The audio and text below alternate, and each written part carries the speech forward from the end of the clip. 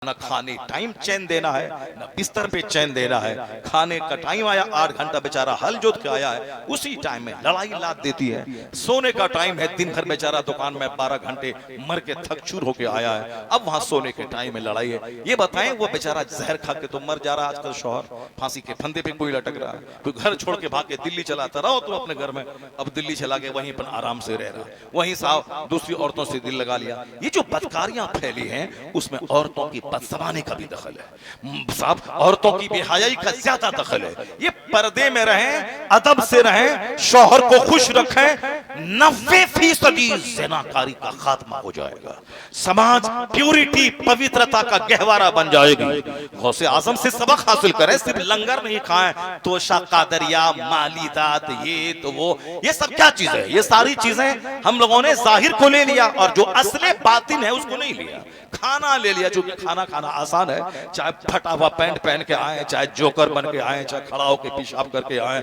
लंगर का थोड़ा लिया, मालीदा तोशा जरदा बिरयानी लिया, अपना खाया, अरे वाह क्या बात है गौसे आजम के लंगर की। तो अब ये तो काम तो खाना तो आसान है, लेकिन गौसे आजम की नसीहत पे अमल करते हुए 5 वक्त नमाज पढ़ना, झूठ से बचना, पेशाब पखाना ठीक से करना, एक कतरा कपड़े में न लगे, एक कतरा बदन में न लगे, ठीक से रहना। ये तो मुश्किल काम है, ये काम तो कोई नहीं करेगा, चाहे गौसे पाक कहें कि करीब नवाज करें। खाना वाला खाना लंगरे ख्वाजा लंगरे गौस, ये तो सब करें। इसी लंगरे गौस लंगरे ख्वाजा जहां आम लोग खाएं उसको तो बंद कर देना चाहिए। नमाज के नाम पे कुछ नहीं है, लंगर खिला रहे हैं। किसको खिला रहे हैं? बेनमाजी को, शराबी को, पापी को, झूठे को। बेनमाजी, नमाज छोड़ना हराम और गुनाह कबीरा है, बड़ा गुनाह। जैसे शराब पीना हराम, ज़िना करना हराम, उसी तरह नमाज छोड़ना हराम। तो जो आदतन बेनमाजी है उसको आप लंगरे गौस खिला रहे हैं। लंगरे गौस का मतलब था समाज के गरीबों मिस्कीनों, जिसके घर में खाना नहीं बन रहा, जो मुफलिस है, उन लोगों को खिलाएं ताकि गौसे पाक के नाम पे अच्छा सरदा खाने को मिल जाए, अच्छा मालिदा मिल जाए, तो शेख कादरिया मिल जाए। उनको तो दावत देना नहीं है, दावत देना है पक्का दुनियादार, पक्का बेनमाजी, गांव के सेठ साहूकार जो आधा खाएं आधा फेंकें, इन लोगों को दावत देना है। वलीमे में भी इन लोगों को दावत देना है। लंगरे गौस लंगरे ख्वाजा, लंगरे औलिया के लिए भी सरकार गौसे आजम के पास 4 बीवियां, सब इबादत में लगी है, कोई जंग नहीं। 49 औलाद, 49 औलाद, 49। यहाँ तो 2 बेटे के बाद एबॉर्शन, 3 बेटे के बाद कॉप्टी, 4 बेटे के बाद हमल को रोकने वाली दवाइयां, 5 बेटे हो जाएं तो बस सीधे नसबंदी।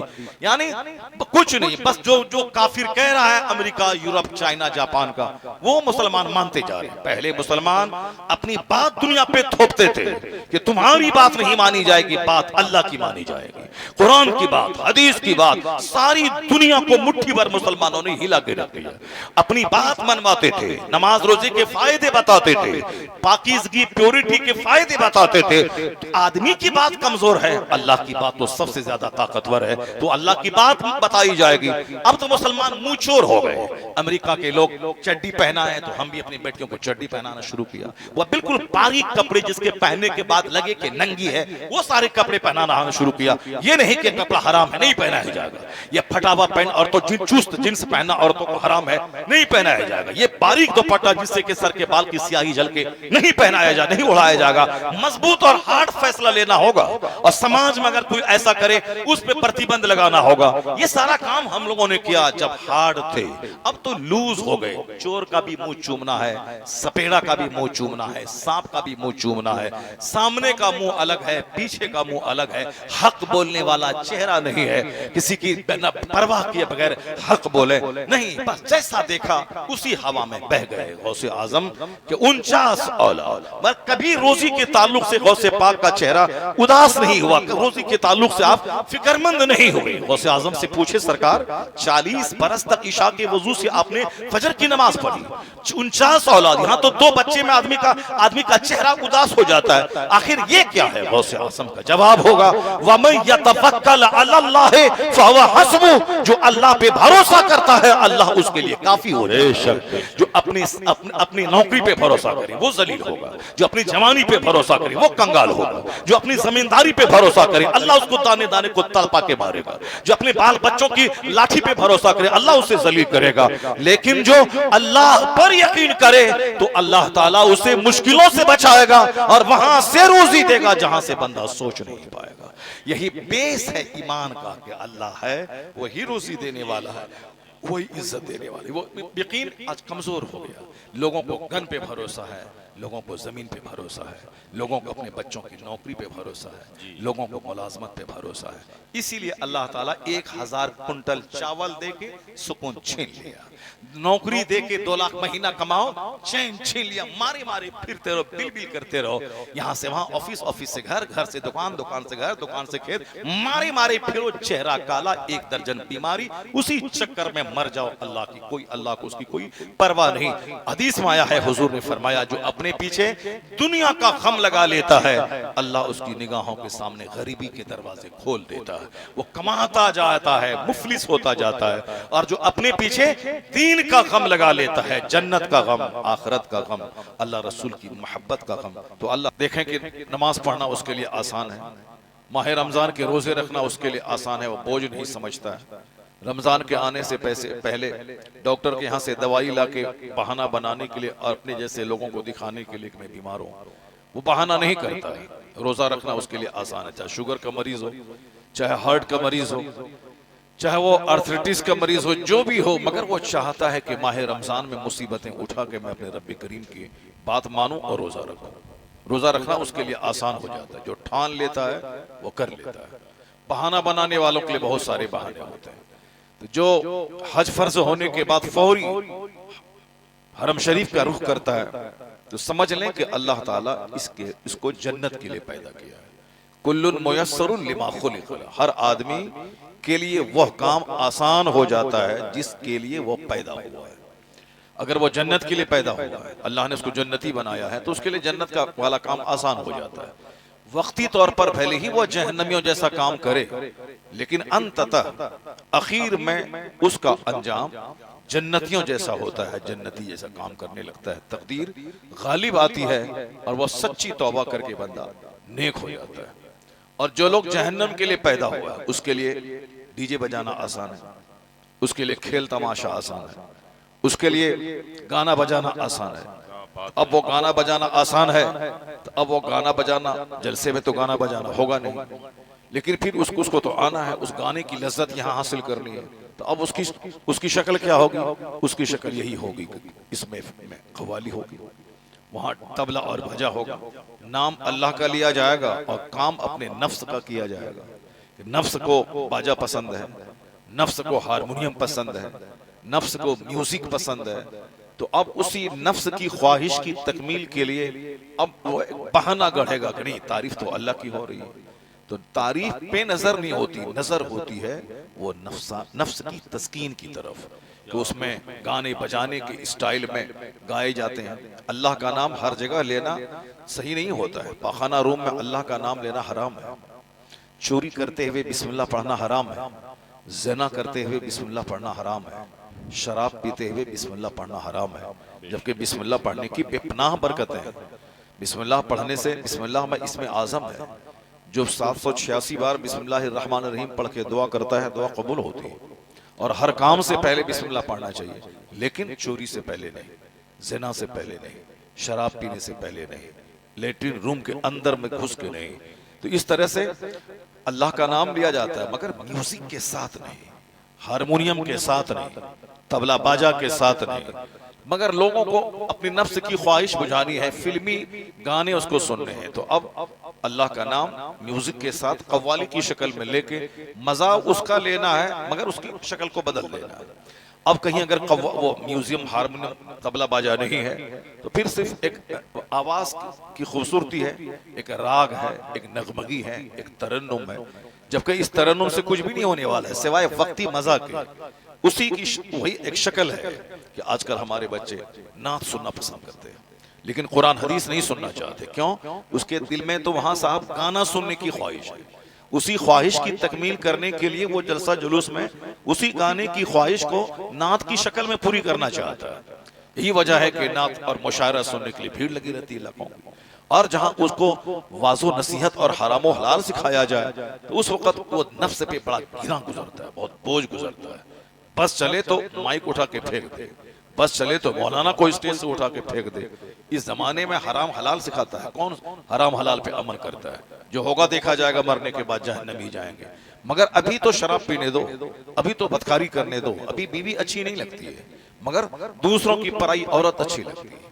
अभी शरबत अच्छा नहीं लगता है, शराब अच्छी लगती है। जरा देखें शाम के टाइम में बड़े बड़े शहरों में शराब की दुकान पे भीड़ लगी रहती है। दिन भर जानवर की तरह काम करना, दिन भर कुत्तों की तरह काम करना और रात में एक बोतल शराब पी के 8 घंटे सो जाना, फिर दूसरे दिन जानवर की तरह काम करना। इसी दरमियान काम करते हुए मर जाना और खरबों साल जहन्नम की आग में जलने के लिए पहुंच जाना। ये कि हम खरब जहन्नम में नहीं जलेंगे, ये उसकी शैतानत है, जबकि वो पानी के एक कतरे से माँ के पेट से पैदा हुआ है, माँ की शर्मगाह से निकला है, सबको मालूम है। और माँ के पेट में माँ का माहवारी खून पी के जिंदा रहा है, सबको मालूम है। जो अल्लाह पानी के एक कतरे से इतना बड़ा लंबा चौड़ा इंसान बनाया है, ऐसे ही नहीं बना दिया है, वो बनाया है और अल्लाह ने रोजी दिया है, अल्लाह ने आसमान जमीन सब कुछ उसके लिए बनाया है। एक बड़ी जिम्मेदारी उसको दी है कि तुम जमीन पे रहो, मेरा खाना खाओ, मेरा पानी पियो, मेरी हवा में सांस लो और जो मैं कहता हूं मेरा काम करो। और अगर तुमने काम किया तो दुनिया की हवा, दुनिया का पानी तो 70-80 साल के लिए, मगर अगर तुमने यहाँ मेरी बात मानी तो सदा की जन्नत में तेरी तकदीर में लिख दूंगा।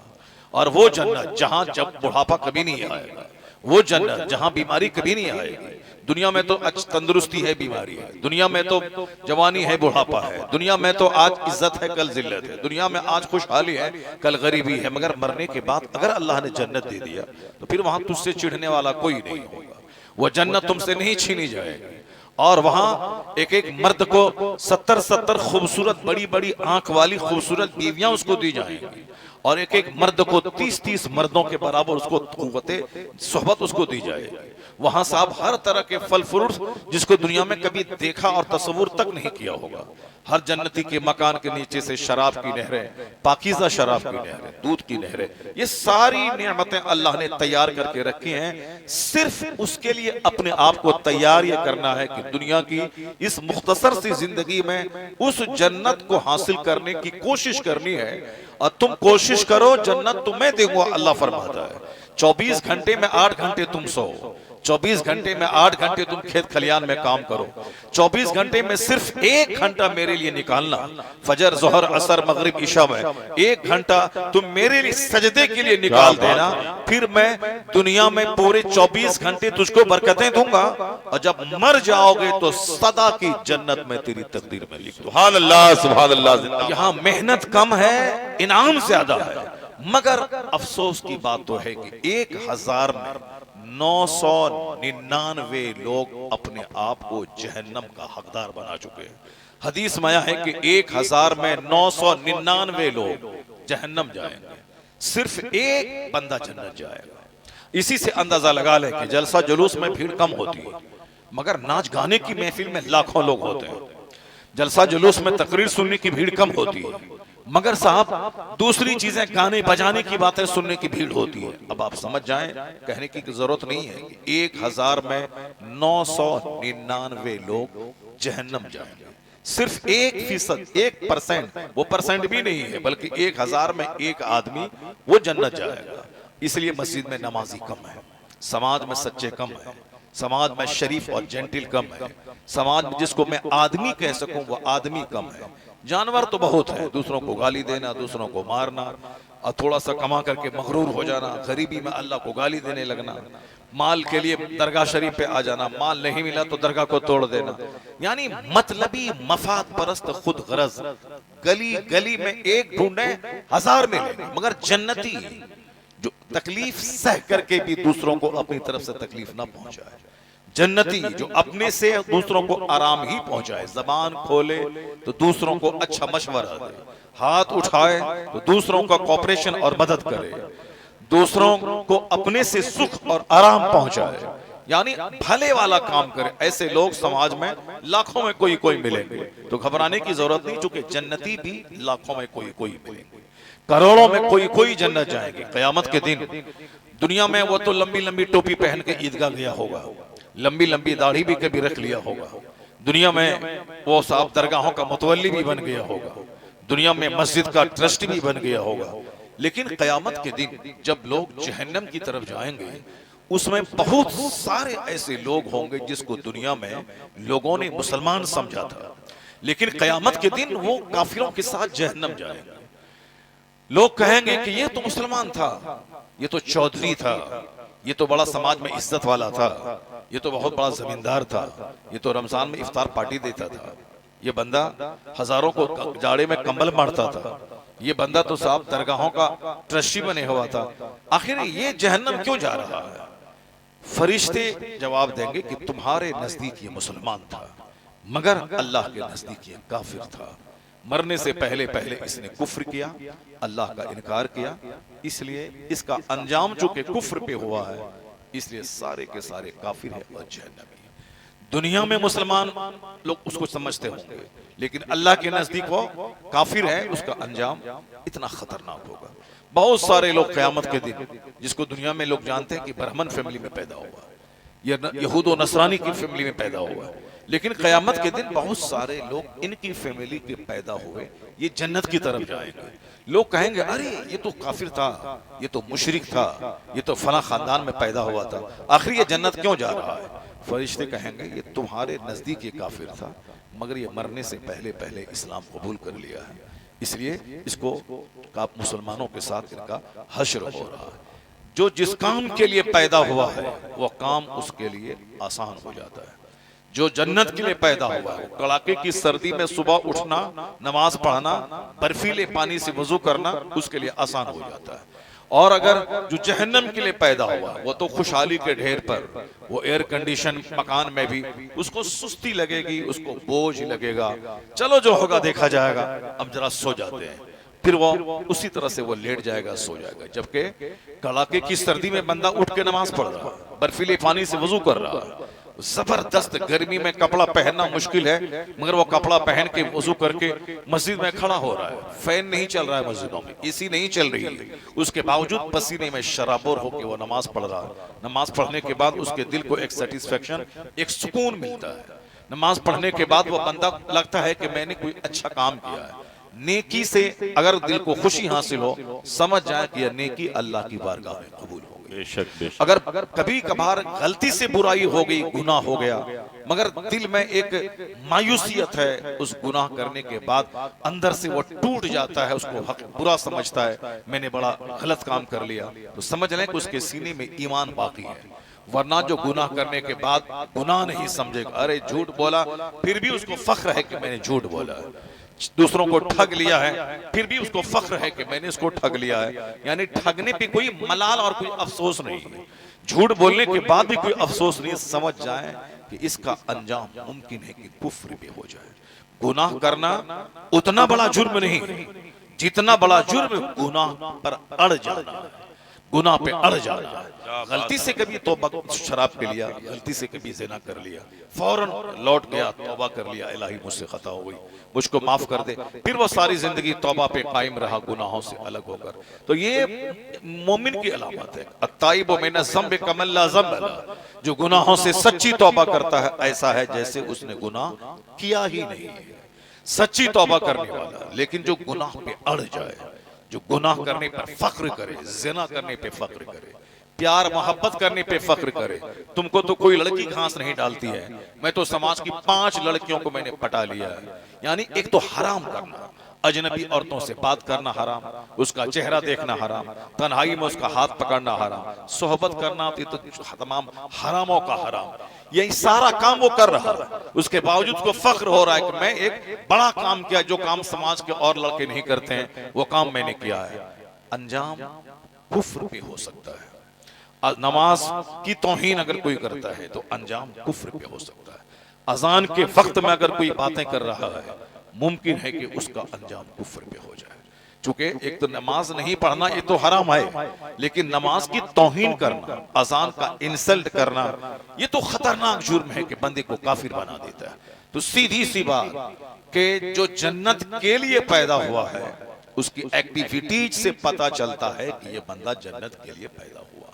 उसको कहा जा सकता है कि जो जन्नती की पहचान है भोला भाला, जन्नती जेंटिल होता है, जन्नती सॉफ्ट होता है, और जहन्नमी मगरूर होता है, जहन्नमी घमंडी होता है। तो समाज में जितने भी मगरूरों को आप देख लें, भले ही वो उसका खात्मा ईमान पर हो जाए, वो जन्नत चला जाए, मगर ये घमंड जहन्नमियों की सिफत है। अगर वो घमंड कभी कर भी ले तो बाद में वो सच्ची तौबा करके सॉफ्ट हो जाता है, इलाही मुझसे गलती होगी, खता होगी, मुझको माफ कर दे।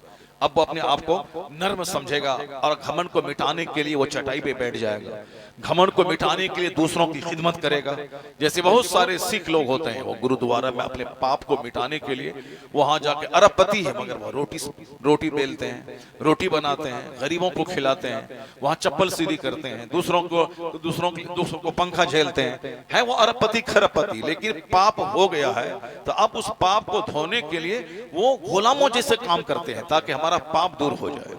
ये उनका है, उनका मानना है। और ये इस्लाम कहता है कि अगर आपसे अगर गुनाह हो गया है तो गुनाह पे अकड़े नहीं, बल्कि आप फौरी सॉफ्ट होके इतनी खिदमतें करें, लोगों की इतनी खिदमत करें कि अल्लाह ताला आपकी खिदमत को देख के आपके गुनाह को माफ कर दे।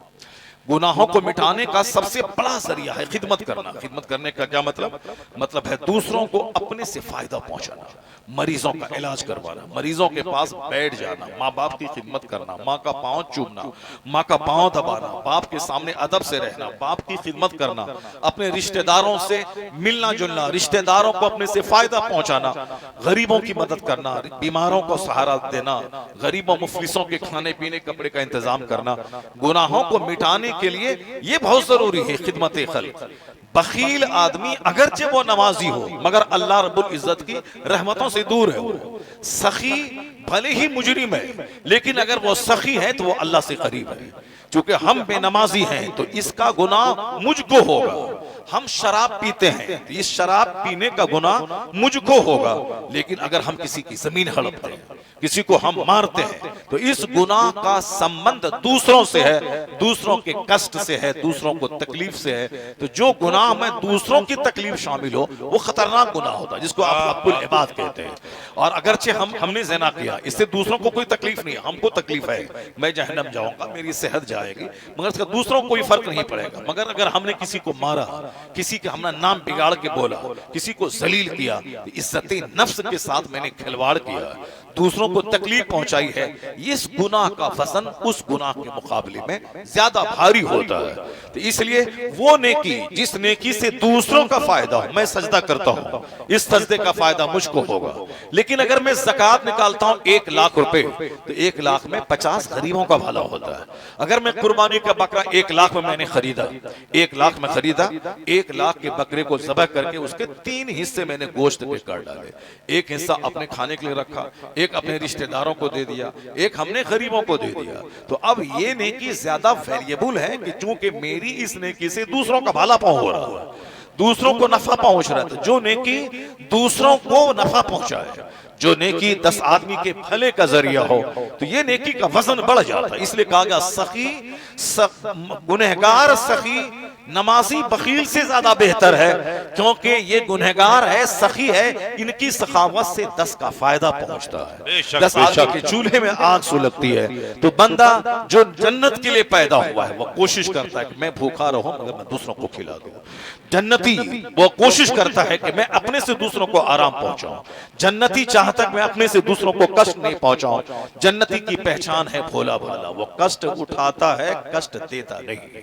जन्नती की पहचान है वो गाली सुन लेता है, गाली का जवाब नहीं देता। जन्नती की पहचान है कि वो रिश्तेदारों से पहुंचने वाली तकलीफ को जब्त कर लेता है, अपनी तरफ से उसको तकलीफ नहीं पहुंचाता है, अपने पड़ोसियों की तकलीफ को बर्दाश्त कर लेता है, अपनी तरफ से अपने पड़ोसी को तकलीफ नहीं पहुंचाता। अगर किसी आदमी में यह देखें तो तुम समझ जाए कि जन्नती की क्वालिटी है और लगता है कि यह बंदा जन्नत के पैदा हुआ है। भले ही आज मुजरिम है, मरने से पहले पहले इसमें बुजुर्गों के औसाफ अल्लाह पैदा फरमा देगा, बुजुर्गों की क्वालिटी इसमें अता कर देगा। इसलिए कोशिश करें कि नेकी करने से बेहतर है नेकों की खिदमत में रहना, क्योंकि नेकों की खिदमत से दिल नर्म होता है, नेकों की खिदमत से अल्लाह की मार्फत का नूर दिल में पैदा होता है, नेकों की खिदमत से नेकी की राह पे चलना आसान हो जाता है। तो जब तक जिंदगी जिंदा रहे आलिमों की खिदमत में आते जाते रहे, बुजुर्गों की खिदमत में आते जाते रहे, और जब तक जिंदा रहे, जब कोई बुजुर्ग नहीं मिले अच्छे बड़े, सब लोग दुनियादार हो जाएं, तो ऐसे वक्त में बुजुर्गों की किताब पढ़ा करें, उनके मलफूजात पढ़ा करें, उनके मकतूबात पढ़ा करें। मकतूबात के बारे में आया है कि जो नेक सही नेक साले लोग नहीं पाए तो नेक लोगों की किताब पढ़ा करें, नेक लोगों की सोहबत का काम अंजाम दे देगी। यानी उनकी तहरीरें पढ़ना ये नेकों की सोहबत का काम देगी।